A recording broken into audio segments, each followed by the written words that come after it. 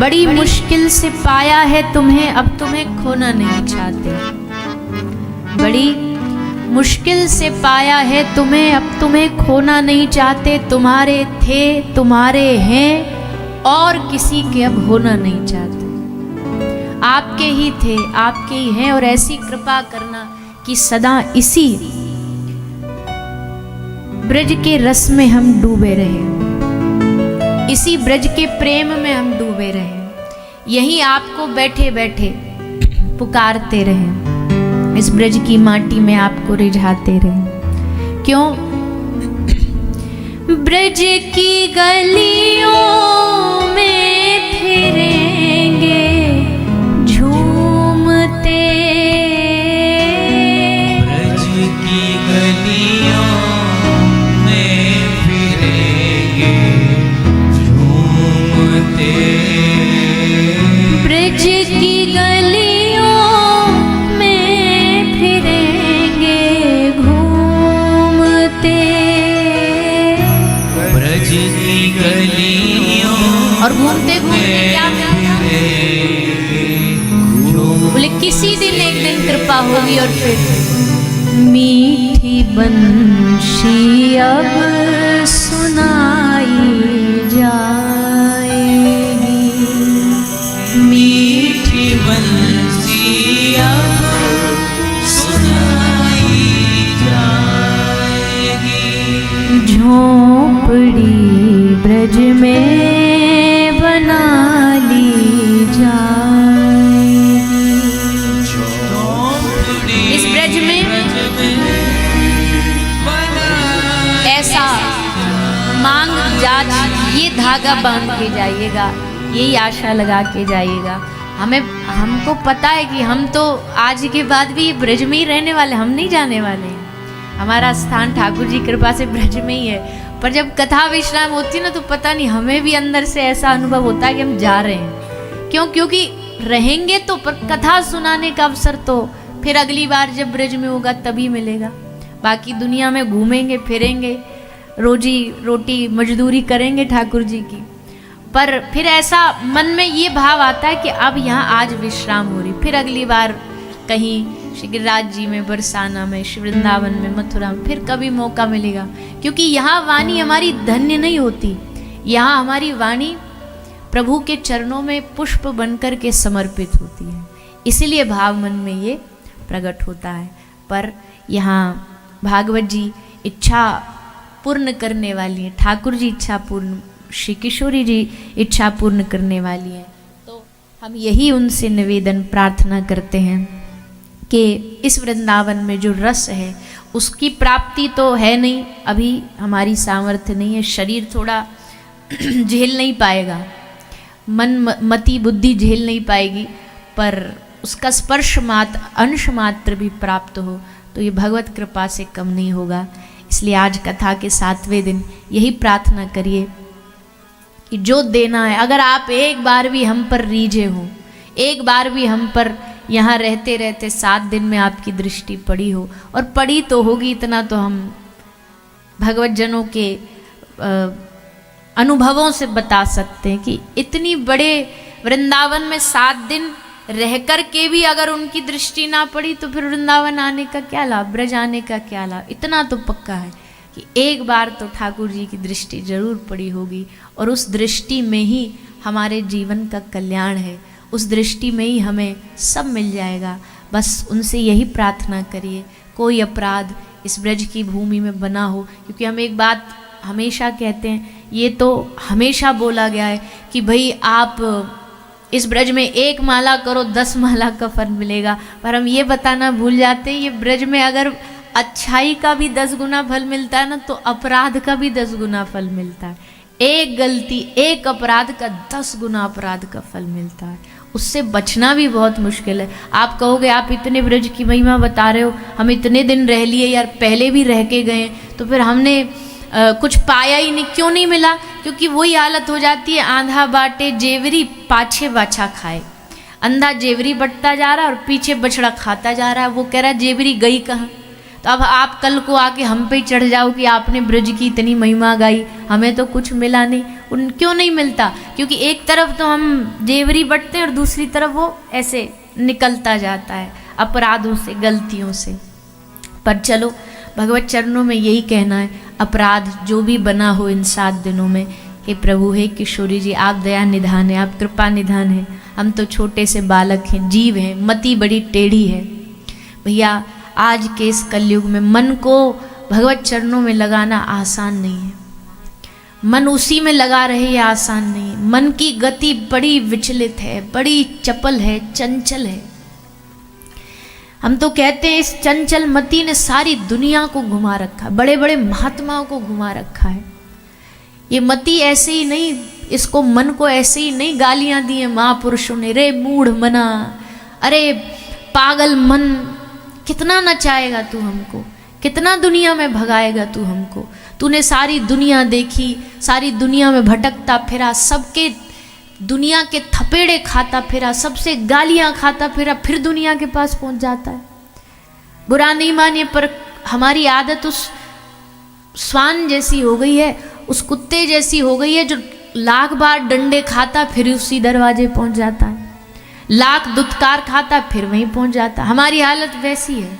दुनिया में हमने कितने धोखे खाए हैं, दुनिया में हमने कितने उसे आशा करी कि कोई हमें प्यार दे दे, कोई हमें सम्मान दे दे, फिर हम दुत्कार दिए जाते, पर फिर हम वहीं पहुंच जाते सम्मान पाने, फिर हम प्यार पाने के लिए भीख मांगने लगते। ऐसी मति हमारे मन की। पर अगर वो कृपा करें तो कृपा करके इस चंचल मन को भी अपनी ओर लगा सकते हैं, खींच सकते हैं। कोशिश करिए, प्रयास करिए। हम आप सबसे कहेंगे जो यहाँ आए हैं, नए जो आए, विशेषकर जिनकी ये पहली कथा है, कभी जाने नहीं, कभी गए नहीं, आप आज के बाद गांठ बांध लीजिए। कोई दिन ऐसा नहीं जाना चाहिए बिना कथा के। सबके पास फ़ोन होते हैं, सुविधाएं होती हैं। इस फ़ोन में हम दुनिया भर की चर्चाएं देखते हैं, दुनिया भर की बातें जिनसे हमारा लेना देना भी नहीं है, वो भी हम देखते हैं। तो क्यों ना 10 मिनट का समय निकाल करके कुछ ऐसा देखो जिससे जीवन का लेना देना हो, जो जीवन में कल्याण करे। 5-10 मिनट बैठ करके किसी भगवत महापुरुष की वाणी सुनो। एक वाणी, एक शब्द महापुरुष का पूरा खेल बना देता है जीवन का। एक बात ऐसी निकलेगी, महापुरुष की दृष्टि ऐसी निकलेगी, आंख ऐसी पड़ेगी किसी भगवत जन महापुरुष। हम कहते हैं जैसे हम संतों के पास क्यों जाते हैं ब्रज में, मान लो कोई साधु आंख बंद करके प्रिया प्रीतम की लीला में डूबा हुआ हो, उसे दिख रहा है सामने लीला चल रही है, निकुंज में किशोरी जी सखी सब लीला कर रही है, वही समय आप पहुंच जाओ, प्रणाम करो, और उस समय बाबा की दृष्टि आप पे पड़ जाए, तो जानते हो आपको भी समझो निकुंज में श्री किशोरी जी ने बाबा के माध्यम से सीधा डायरेक्ट बुला लिया। उनके चिंतन में जो चल रहा है ना, उस चिंतन में अगर आप 1 सेकंड के लिए भी आ गए, उनकी दृष्टि पड़ गई, तो मतलब उस रस में आपको प्रवेश मिल गया, बुला लिया। इसलिए हम महात्माओं से भिक्षा मांगते घूमते रहते हैं कि कृपा कर दो बाबा, हम पर रस की कृपा करो। ऐसी भावना। इस ब्रज में रह के कोई ब्रज का जानकार कभी महात्माओं से ये नहीं कहता होगा कि बाबा हमारा शरीर ठीक कर दो, बाबा हमारी बिजनेस ठीक कर दो, बाबा हमारी विपत्तियां ठीक कर दो। ये सब ब्रज में नहीं मांगा जाता। बाबा हमारा रिश्ता, हमारा संबंध प्रिया प्रीतम से जोड़ दो, श्यामा श्याम से जोड़ दो, हमारी भक्ति बढ़ा दो, हमारा प्रेम बढ़ा दो। बस यही मांग जाच इस धरती पर की जाती है। तो भैया अब कितना कहें, अभी तो आपने 7 दिन कहने बिठाए, आप 7 महीने भी बिठा दोगे इस व्यासपीठ पे, हम तब भी ब्रज की महिमा कहते कहते थकेंगे नहीं। हमारी वाणी को लगेगा अब भी कुछ रह गया, अब भी कुछ कह ना पाए, अब भी कुछ बता ना पाए, क्योंकि हमारी वाणी में सामर्थ्य नहीं है कि इस ब्रज रज की महिमा हम बता सके, ब्रज रस की महिमा। बस इतना ही कह सकते हैं कि या रस को तभी अधिकारी कृपा करें जब श्यामा प्यारी। या रस को अधिकार तभी मिलता है जब श्यामा प्यारी कृपा करे। बस आपको रस मिले ऐसी हम प्रार्थना करते हैं। आओ 2 मिनट थोड़ा अंतिम जो विषय भागवत जी का बचा है उसको श्रवण करते हुए, प्रणाम करते हुए, कल आप सबने ब्रज रस सुना, फिर भगवान का विरह अवस्था भी सुना, सब भगवान की लीला करने के लिए ठाकुर जी इस धरती पर आए हैं। द्वारिका पहुंच गए, द्वारिका में रहे। द्वारिका में भी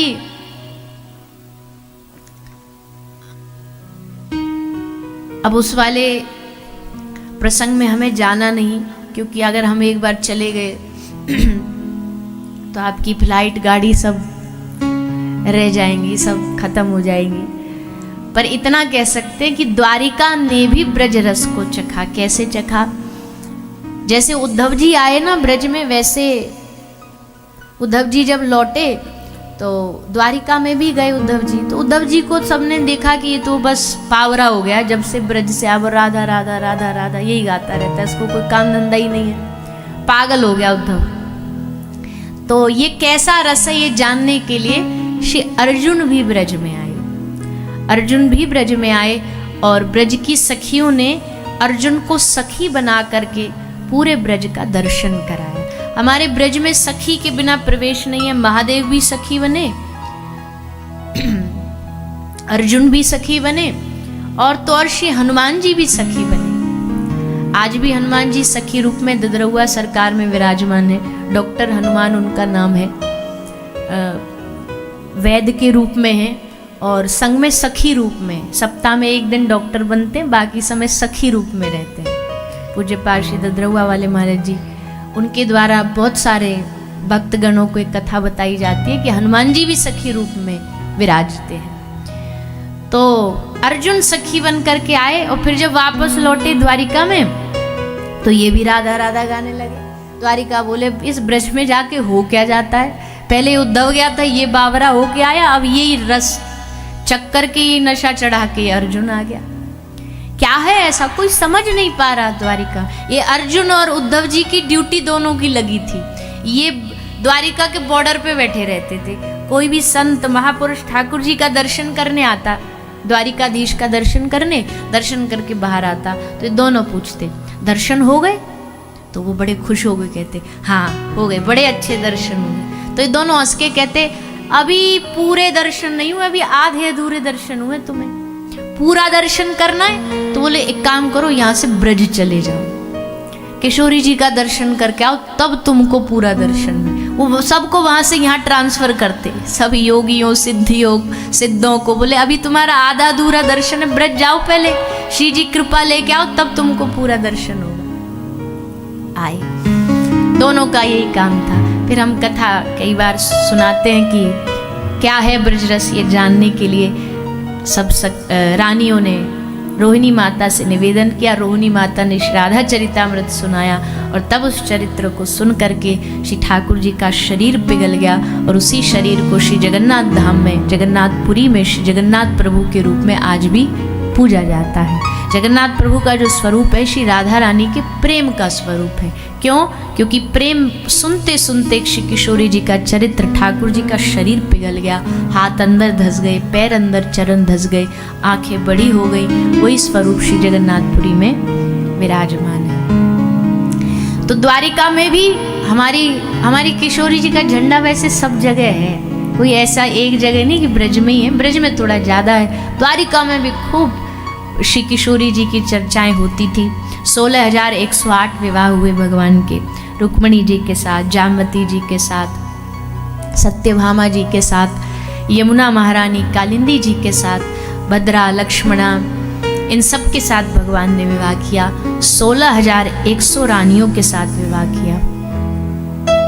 भौमासुर नामक दैत्य, नरकासुर नामक दैत्य, उसके कैद से सबको छुड़ाया। सबके साथ भगवान ने विवाह करके इनको अपना परिवार का, जीवन का एक हिस्सा बनाया। सब रानियों पर भगवान की कृपा हुई। फिर द्वारिका की कथा में सुनाया जाता है भगवान ने किस प्रकार जरासंध का उद्धार किया, किस प्रकार भगवान ने शिशुपाल का उद्धार किया, दंतवक्र का उद्धार किया। पौंड्रक नाम का एक दैत्य था, राजा था, भगवत स्वरूप बना करके रहता था, अपने आप को भगवत स्वरूप घोषित करता था, उसका भगवान ने उद्धार किया। हम आपको एक छोटा सा निवेदन और कर दें कि भगवत प्राप्त महापुरुष कभी अपने आप को सिद्ध नहीं करता है कि मैं भगवत प्राप्त महापुरुष हूँ। मतलब मैं भगवान हूँ ये तो कहना छोड़ ही दो, ये तो सपने में भी नहीं कभी कोई बोलेगा।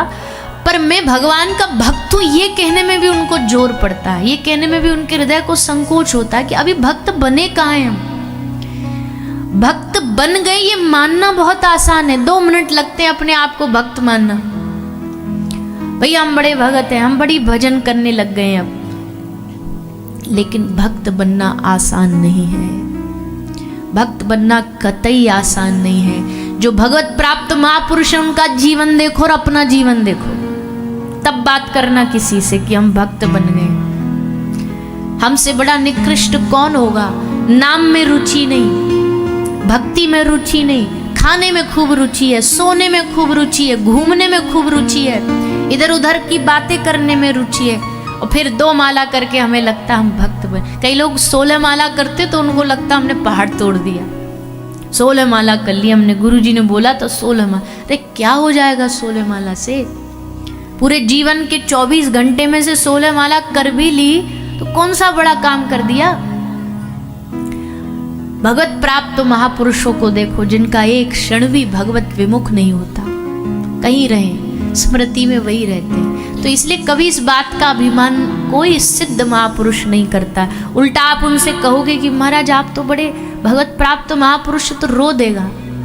कहाँ काहे की प्राप्ति, काहे का भजन। भैया हम तो माटी बराबर हैं, हम तो अभी कुछ ना पा सके, हम तो कुछ ना कर सके। इसलिए कृपया करके कोई भजन कर रहा है अपने आप को सोचो, हमारे भीतर भजन है ही नहीं, तब भजन बढ़ेगा। अब पहले से ही सोच लिया हम तो खूब भजन करने लग गए, अब तो हमको सब मिल गया, तो फिर आगे नहीं बढ़ पाओगे, छूट जाएगा, वहीं रह जाएगा। कोई कहता है जी हम पहले माला करते थे अब कम हो गई। क्यों कम हो गई? क्योंकि जरूर उस माला का तुमको सूक्ष्म अभिमान हुआ होगा, इसलिए कम हुई है। ना हुआ होता तो भगवान की भक्ति कभी कम नहीं हो सकती, बढ़ेगी, तरोत्तर बढ़ेगी, कम नहीं होगी। इसलिए प्रयास करो, जो हो भी रहा है थोड़ा बहुत उनकी कृपा करा रही है, नहीं हम में कहाँ सामर्थ्य, ऐसा भाव रखो। आजकल कई बार हम झांसों में आ जाते हैं, कोई हमें अपने आप को भगवत स्वरूप बता देता है, भगवत भक्त बता देता है, और हम भगवान को छोड़ के उनको केंद्र बना लेते हैं। ये बहुत गलत है। ब्रज के साधु बहुत अद्भुत अद्भुत है, पर वो कभी नहीं चाहते कि तुम उनको छोड़ उनको केंद्र बना लो, प्रभु को छोड़ उनको केंद्र बना लो, कभी नहीं चाहते। उनका उद्देश्य है आपको भगवत चरणों से जोड़ना, ना कि अपने आप से जोड़ना। तो इसलिए संतों के फैन मत बनो, बनना है तो ठाकुर जी के फैन बनो, बनना है तो उनके रसिक बनो, तब उनको प्रसन्नता मिलेगी। हमको रात को आप आते हो सपने में। अब हमको कल ही एक कोई माता आके बोल रही थी कि हमको सपने में आप आते हो। मैया फिर तो बहुत बुरा जीवन चल रहा है आपका। अगर हम जैसे लोग आपके सपने में आ रहे, बोले नहीं हम आप पता, और वो तो भगवत कृपा से कोई कथा करती हैं, कथा गाती हैं, हम उनके भाव को कोई विरोध नहीं कर रहे, पर अगर अभी हम ही आते सपने में तो मतलब घाटे में चल रहे, बहुत घाटे का सौदा है। जब आपके हृदय में, आपके चित्त में ठाकुर जी आने लग जाएं, आपके स्वप्न में वो आने लग जाएं, तब हमको लगेगा चलो हमने कोई ठीक ठाक कुछ कार्य ठाकुर जी ने करा दिया। इसलिए आजकल यही हो गया, थोड़ा गलत है, इसलिए हम ये बात बोल रहे हैं कि विशेष व्यक्ति को श्रद्धा रखिए, प्रेम रखिए, पर केंद्र में तो कुछ और होना चाहिए। तो पौंड्रक का भगवान उद्धार करते हैं, उसका कल्याण करते हैं। भगवान ने सोचा हमें उदाहरण प्रस्तुत करना चाहिए कि भगवान को छोड़ करके कहीं और दूसरी जगह मन न जाए, इसलिए पौंड्रक का कल्याण किया, राजसूय यज्ञ किया। और ये सब कथा सुनाते सुनाते फिर श्री सुखदेव जी महाराज ने एक और कथा सुनाई, चरित्र सुनाया, जिसका नाम है सुदामा चरित्र।